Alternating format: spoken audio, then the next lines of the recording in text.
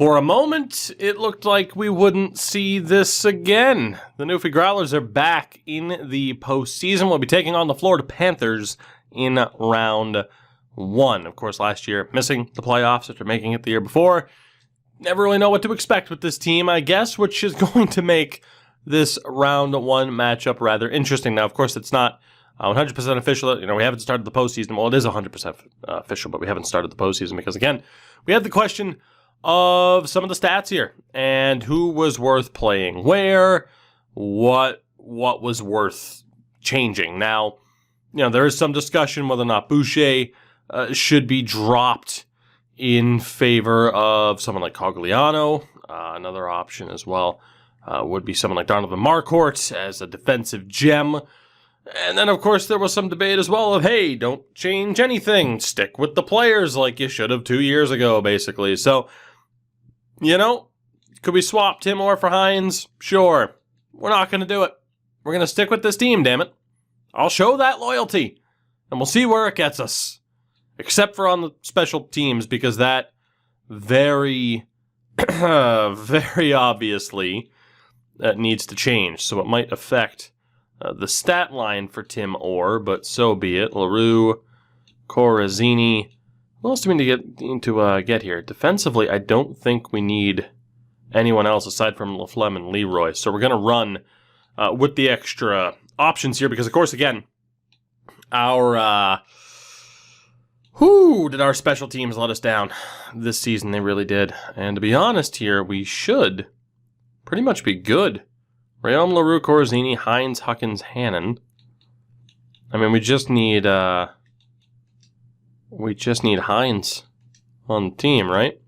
Hines, Huckins, Hannon, and then Duchesne and Orr. LaPierre put up 19 goals. Duchesne a little bit more of a playmaker. I mean, Tim Orr definitely deserves the opportunity. I think we're going to go with LaPierre, with him being a sniper. I feel like we might get a little bit better chemistry. So let's get LaPierre in there. And then see really what we can do. Handedness could be an issue. I don't know if we have enough righties. Okay, we do have enough righties. Cool. Actually, we have too many righties, really, when you look at it here. So who else? Because Tim Orr, ideally, we'd have it center. Okay, so we have a lot of righties, which is fine. The lefty-righty dynamic is what it is. I'm not even going to worry about it. Let's just get the best lines out there, at least the best chemistry.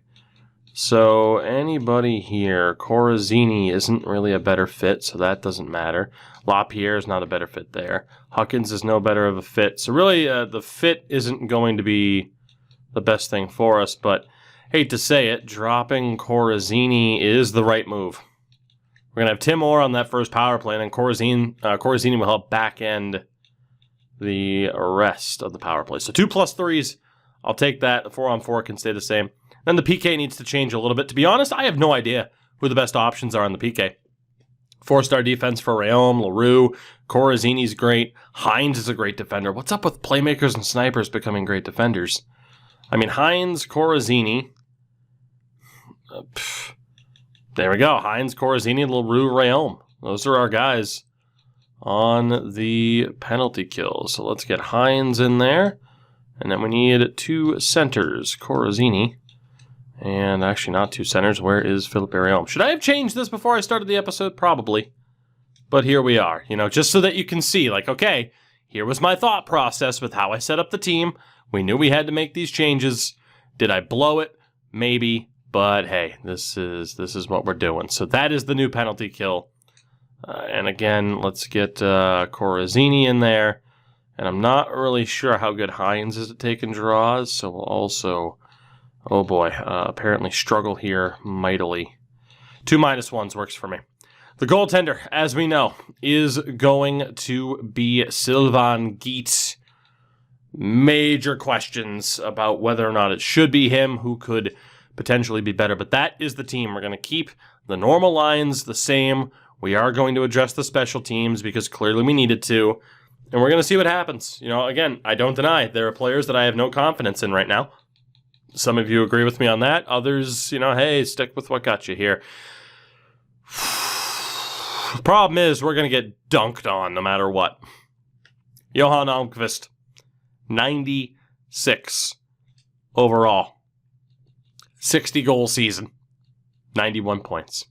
Has 881 points in 820 games. Not as big of a goal-scoring threat in the... I mean, he is, though. He has 38 goals in 71 games. It's pretty goddamn good. Yeah, we're screwed. He is centered by Nick Robertson and Dylan Cousins there as well. Second line is Sam Poulin alongside Yuri Lazarev, 7th overall in 2022 from the Ducks, and Vince Vandermeer, another former first-round pick.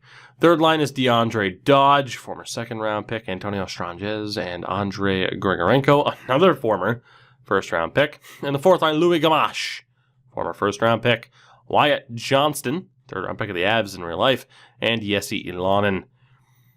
It's a decent team for the most part. Like, you know, the first line, obviously Robertson and Cousins, probably more ideally second liners. Second liners, you know, was really good. Third line's pretty solid. Fourth line's solid. They have Almqvist, though. This could be the equalizer, though. Jalen Bohinski, former first rounder, and Jet Wu. Jet Wu rocking. I thought for a second, I looked at it too quickly. I thought that was the alternate jersey. Brett Pagadawan. Pagadawan. Former second-round pick of the Habs with Timothy Liljegren in the third line, or third pair of Philip Berberg and Matthias Pajärvi. That's the equalizer right there. Their defense is no better than ours, really. It's just, can we shut down Almqvist? And can we get past an 86 overall goaltender in Jaden Emerson? Time will tell. Hayek, Jan Drosk, and I think it's Drosk. It might just be Drosk. And Henri Nikinen, the healthy scratches. So, how do we match up in terms of the ratings? Is the question. 84, 82, 80, 90, 83, 87. So their defense really isn't that much better. If I could rely on Bates to actually play, our defense would be even. But obviously they have the offensive edge. They have the goaltending advantage as well. However, they do not have home ice advantage. Can we make the most of it? Here we go. This series is underway. The Growlers are back in the playoffs. Let's see what happens. First period of Game 1, and there it is. 2 goals for Almqvist, Dodge with the other, and we are down 3-0. Second period, it's now 4-1. Almqvist has a hat trick. Sauve gets one back. Okay, and there's another one. 4 goals for Almqvist. Corazzini gets one back. How soon do we make changes? Jesus. 4 goals for the 96 overall Almqvist. Stranges adds a power play goal. 7-3 is your final score. De Silva gets his first ever postseason goal. And it doesn't matter. We get lit the hell up 7-3. 4 goals again for Almqvist. And yeah, not the performance that we needed from either of our 2 goaltenders there. Jesus Christmas. Oh, boy. Okay, Game 2, we're going to stick with it still, but god damn it, if we get blown out again, I think you have to admit even the most, staunch defender of just stick with the team that got you there would have to admit that changes were probably going to be necessary.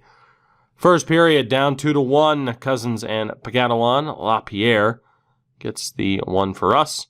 Second period, hey, that's a little bit better. 2 goals for Chuckins, and Aiden Hannon added another one. So we actually had the first time in this series we did not give up a goal in a 20-minute stretch. We have a 4-2 lead because of it. We are getting outplayed in terms of the shots. Power play chance there goes to waste. Florida can't score on one of their own. And the special teams unit appears to not be doing all that well. As it doesn't matter. Sauve scores. They pulled their starter. And the Newfie Growlers are going to bounce back here. So a much better game. And clearly, if Almqvist doesn't score, we have a chance. And he did not score in that one. Cole Huckins, the captain, 4-point game. Much better performance from Sylvain Guite as well. But a fantastic effort from the Huckins-Hannon-Hines combo. Hines, a +4, but somehow didn't end up with a point. It's amazing how that guy just doesn't score. And a 938 for Guite, drastically different than what we had seen the game before. We march on. It's Game 3. No reason to make changes after a win. Let's see what happens.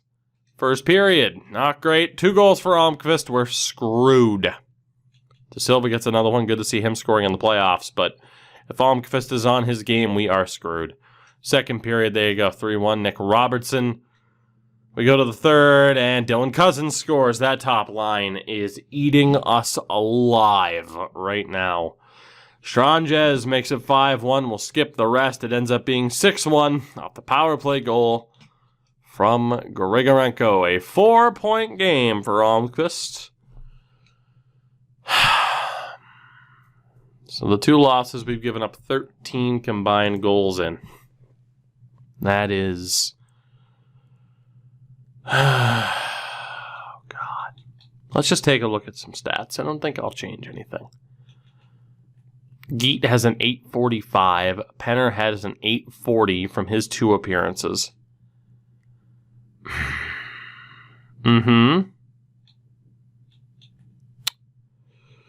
Oh, boy. Sim and Belmar haven't been brutal, but they haven't been great.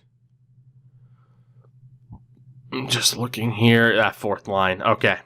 I think we can at least wave the white flag on one person, and that is going to be Boucher. I feel like that's fair. In terms of the stats here, Justin Gill provides a physical presence. Dren Delorier doesn't really give us what we need. He's more of an offensive option. Cogliano was certainly more offensive. That line needs a jump start. So it comes down to Gill's physical play or Marquardt's defensive ability. And I think we're going to go... Marquardt can't skate worth a damn. He's fast. God, you belong in a frickin' Mighty Ducks movie. You're fast as hell, but you can't stop. Jesus. Let's double check here. Cracknell's more well-rounded. God, I still hate this. Cracknell, the rookie, more well-rounded. I don't really want to put him into that spot. Denny, Pepin, not really that good. Vermette, not really that good. It's down to Gill or Marquardt. Marquardt had a 42-point season, 31 goals. Gill only dropping 35 points. Let's call up Donovan Marquardt. Let's give him a chance. He was a massive disappointment in terms of just not developing as a medium top 6 option. But we're done with Boucher here. We're done here. So just go ahead and make that change. Marquardt is in. Goalie-wise, I don't know. I feel like we should probably pull Silva and Geet and see if Cousineau can do a better job. That's what we're going to do. Can't really trust Cousineau. Let's go. You get one more chance. You get one more shot. It's game 4. We desperately need to win, and I hope we do. First period, down 1-0, Sam Poulin with the goal. Second period, down 2-0, Dylan Cousins with the goal. No offensive output so far. There we go. Zach LaRue gets his first goal of the postseason. Again, I can't blame the goaltenders if we're not scoring goals. So we're hoping, we're dreaming, Almqvist scores ball game. 3-1 Florida. We're going to make it back to the postseason just to get bounced in the first round here. As unfortunate as that is, and as frustrating as that is, it's just not happening. We ran into the wrong team. We absolutely ran into the wrong team here. I mean, at least we didn't get decimated in that game, but yeah, how the hell is this going to happen? 11 points, 8 points, 10 points. We are getting decimated by that top line. Absolutely decimated.